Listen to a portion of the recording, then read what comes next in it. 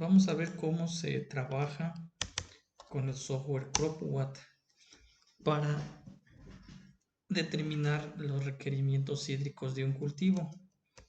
Primero mencionaré que CropWatt se encuentra en la web. La versión 8.0 fue la última que fue lanzada y simplemente se va a descargar desde la página de la FAO. Y entonces esperamos. Esta está alojada en esta parte que dice Download CropWatt 8.0. Se da descarga y nos va a mandar en la sección de descarga de su computadora y simplemente es ubicarlo. Se ubica, en este caso está aquí, CropWatt. Es en archivo zip. También para poder trabajar con este software aunado a este, vamos a buscar el software CleanWatt. CleanWatt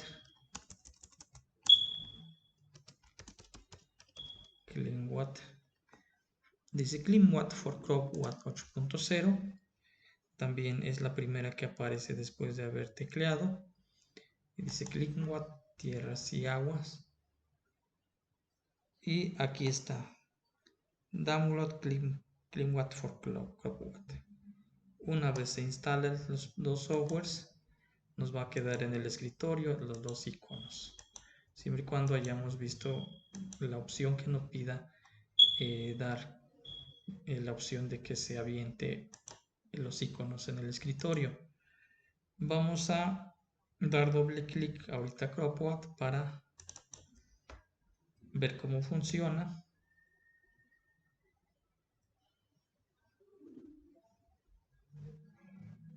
Cómo se trabaja con este software. Aquí vamos a observar el primero de los iconos que vamos a ir seleccionando conforme avanzamos. Vamos a ir llenando cada uno de los requerimientos del cultivo. El primero es clima diagonal ET0, que se refiere a buscar información sobre la temperatura mínima, temperatura máxima, humedad, viento, horas de insolación, radiación en megajoules metro cuadrado por día y evapotranspiración. ¿Cómo se llena esto? Vamos a buscar valores medios mensuales de temperatura mínima, máxima. Podemos dirigirnos directamente a el Servicio Meteorológico Nacional, donde tengan ahí la información por estados. No obstante, podemos auxiliarnos de CleanWatt, que es el otro que descargamos. Damos doble clic. Okay, ¿cómo funciona CleanWatt?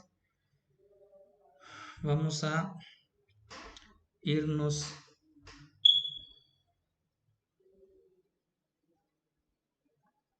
a New Location y vamos a seleccionar el país a la que pertenezcamos. En este caso voy a buscar México.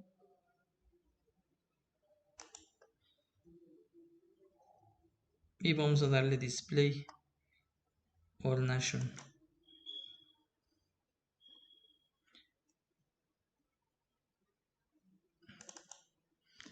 Ahí está. Entonces, de aquí nos va a desplegar algunas estaciones que tiene registrado la FAO. Y voy a hacer un ensayo, en este caso, para evaluar los requerimientos del tomate en el municipio de Saltillo. Sin embargo, ustedes seleccionarán el que consideren más cercano a su municipio o lugar donde se va a analizar los requerimientos. Vamos a darle en Export Selected Station. Aparece, vamos a buscar el lugar donde vamos a meter esa información. Yo voy a darle aquí por default lo que dice CleanWatt 2.0 for Crockpad y voy a darle create subfolder. Me dice que ya está creado, evidentemente entonces ya lo tiene esto. Exportamos y le damos aceptar. Con esto ya tenemos disponible la información de ese municipio y lo único que vamos a hacer ahora es jalar esa información desde abrir. Aquí buscamos donde lo hayamos metido. La más cercana que tengo descargado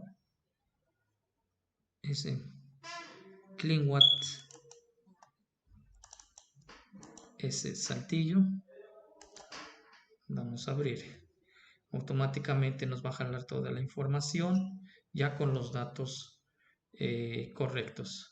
Les decía que en otro video que acabo de subir es cómo se calcula externamente la radiación y la insolación. Obviamente observando la imagen que generamos en QGIS lo van a poder obtener. Después vamos a ir al siguiente paso, que es la precipitación, y vamos a encontrar que también nos requiere información de precipitación de todos los meses del año. Es realmente un promedio de todos los meses durante muchos años, de varios años. Vamos a exportarlo y también se realizó del mismo modo como el anterior. O sea, esto desde que tú lo exportas ya en una sola ocasión ya lo tienes en estas subcarpetas. Saltillo, Coahuila otra vez. Abrimos y carga automáticamente. Analizamos ahora el siguiente. Vamos a llenar la otra sección de cultivo. Y aquí podemos nosotros llenar mediante información que tengamos conocida del cultivo. El coeficiente KC significa coeficiente de cultivo.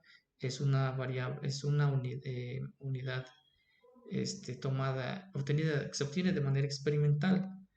Sin embargo, hay tesis que ya te pueden dar información del uso consultivo del agua, el coeficiente de cultivo. Y vamos entonces a buscar información en la bibliografía, o en su defecto nosotros vamos a hacerlo. Es muy tardado, eso no es rápido. Se ponen los días de cada etapa de cultivo y se va colocando aquí de acuerdo al ciclo de cultivo. Si la etapa de cultivo inicial dura 20 días, pues se pone 20. Yo tengo esta información ya de un cultivo ensayado y simplemente voy a desplegarlo, que tiene otras variables que es importante obtener, entre ellos la profundidad radicular del cultivo, el cual puede cambiar de acuerdo a genotipos de cultivo. Y yo voy a abrir también esa información. Lo pueden guardar, si es que por primera vez lo llenaron, le dan simplemente guardar en esta parte de archivo, guardar como, pero pueden también de esa información abrirlo en otro momento, tal cual como yo lo tengo aquí. Tomate y abrimos. Automáticamente nos va a dar esta información, que le digo preferentemente hacerlo cada vez que se va a hacer análisis de requerimiento para predecir la cantidad de agua que se va a requerir en un ciclo de cultivo y de acuerdo a un programa que nos va a dar al final. Vamos a irnos a llenar los requerimientos del apartado suelos y vamos a de igual manera, o podemos obtener, en algún momento mencioné cómo se obtienen las variables de capacidad de campo y PMP con otro software, y aquí pueden ustedes obtenerlo también de manera tomando suelos y pesando. Es una labor también es muy larga para obtener estos parámetros. Sin embargo, también se puede obtener de las tesis cercanamente a donde ustedes viven para obtener también esos parámetros y casi viene siendo lo real, como si lo hicieran ustedes. Vamos a abrir de una información también que ya he ensayado y vamos a observar esto. El nombre del suelo se la ponen, por ejemplo, si es un suelo franco, llenamos con esa información. Vamos a darle el quinto apartado y aquí nos muestra toda la información que acabamos de colocar, solo que la va distribuyendo acorde a etapa y de acuerdo a la fecha en que pusimos en esta sección, la fecha en que queremos sembrar. Yo aquí le puse 7 de diciembre y que la cosecha sería el 7 de abril. Sin embargo, eso es cambiable de acuerdo a la estación del año. Si es que se siembra en esta época, si es un genotipo que se siembra en otro momento, pues cambiamos estos datos.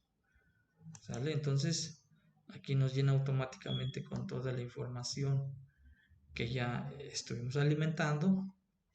Y la parte importante que vamos a analizar como resultado es la programación del riego.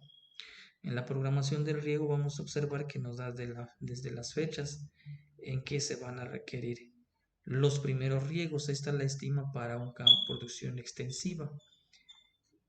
Y vamos a observar aquí que la distribuye por etapas. Considera que puede haber precipitación en estos tiempos por los registros históricos. Nos dice precipitación probable 23 en febrero, no exactamente el 23, y nos da otros registros de marzo y mayo, que realmente así es el clima de allá de Saltillo. Este parámetro por default nos va a poner la unidad, al igual que esta otra. El agotamiento es la cantidad de agua permisible de pérdida de agua. Se refiere a que nunca debes de llevar a agotar 100% de pérdida. Siempre desde el 50% o 40%, no más del 50%, porque el cultivo entraría en etapa de estrés. Entonces, por default te dice que esos son tus máximos agotamientos permisibles de humedad. La lámina neta te lo va a dar en milímetros. Es una unidad que ya nos va diciendo cuánta cantidad vamos a requerir de agua en una superficie. Puede ser en hectáreas, puede ser en superficie cualquiera. El hecho es entender que una 16 milímetros de altura de agua significa una cantidad menor a 18.4. Mediante el conocimiento de geometrías, geometría no analítica, geometría básica, nosotros podemos estimar los requerimientos de volumen de agua. Entonces en automático nos dice esto. El déficit no nos dice por el aspecto que no se conoce, no se introducen aspectos fisiológicos. La pérdida no se considera. Se supone que si tú sigas este porcentaje de abatimiento recomendado, de agotamiento recomendado, no vas a tener pérdidas. La lámina bruta, que se refiere a la cantidad total sin descontar la evapotranspiración. Esto es la aplicación que vamos a hacer real. La lámina neta es lo que realmente se va a considerar que va a entrar a las raíces de las plantas. Más la lámina bruta todavía considera pérdidas como por percolación e infiltración. El caudal en litros por segundo por hectárea es un indicador importante que nos quiere decir también la cantidad de agua que debes de tener de capacidad tu fuente o donde sale el agua. Si es agua de pozo, se estima mediante diámetros de pulgada de tubo.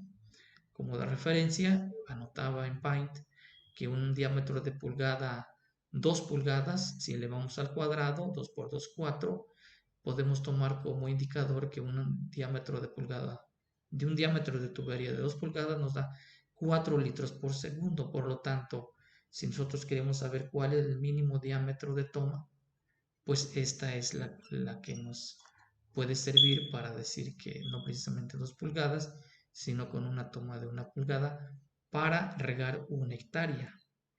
Y obviamente nosotros nos vamos al valor más alto para decir si con esto podemos abastecer, con cuánto podemos abastecer un cultivo. El requerimiento más alto es en 14 de mayo y nos dice que requerimos 0.55 litros por segundo por hectárea. Y en la parte de abajo simplemente nos da algunos parámetros importantes. Vamos a ver acá arriba. Ya de manera resumida, son totales, las láminas, las pérdidas, bueno, no existe pérdida, y finalmente si existe posibilidad de reducción de rendimiento, que aquí si abasteces con lo que te dicen no vas a tener ninguna reducción y por eso se ve constante aquí los valores A, B, C y D. Y en eso consiste el uso de CropWatt y revisen el video de cómo se obtiene por separado algunas variables que aquí solicita, entre ellos la insolación, la radiación mediante modelos digitales de elevación en QGIS y las temperaturas y precipitación que se pueden obtener directamente desde el Servicio Meteorológico Nacional.